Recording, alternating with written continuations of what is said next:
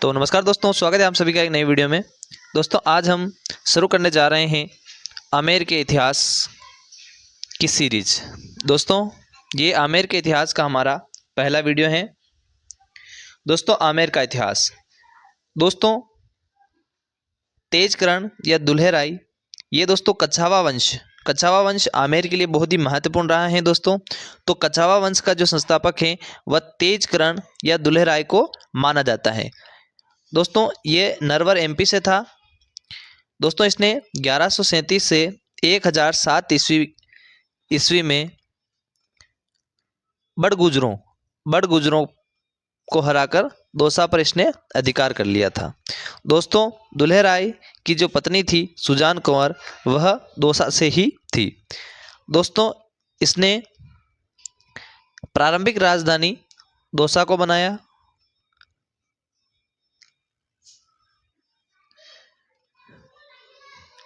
दोस्तों दुल्हेराय ने मांझी को जीतकर इसका नाम जो है वह रामगढ़ रख दिया था।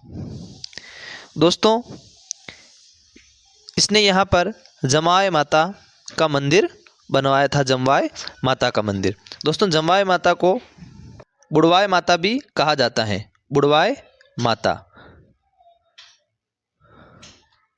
यह दोस्तों कच्छाओं की कुल देवी हैं, यानी कछावा वंश की कुल देवी हैं बुड़वाय या जमवाय माता, जिसका मंदिर कहाँ है तो रामगढ़ में। और किसने बनवाया तो दुल्हेराय ने। दोस्तों अब हम बात करते हैं राजा परवन के बारे में। दोस्तों राजा परवन यह पृथ्वीराज चौहान के समकालीन था। दोस्तों यह संयोगिनी हरण जब होता है उसमें यह मारा गया था, संयोगिनी हरण में यह मारा गया था।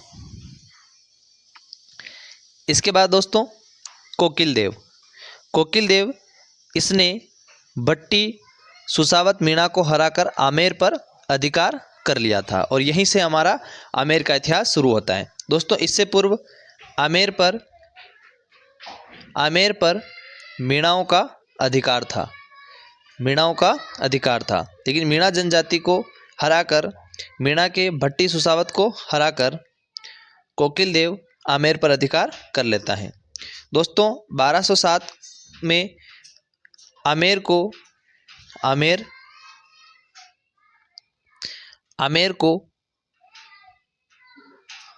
यह राजधानी बनाता है। और दोस्तों आमेर जो है वह 1207 से 1727 लगभग 520 वर्ष तक कच्छाओं की राजधानी रही। दोस्तों आमेर में इसने अम्बेश्वर महादेव का मंदिर बनवाया था। इसके बाद दोस्तों रामदेव आमेर में इसने कदमी महल बनवाया।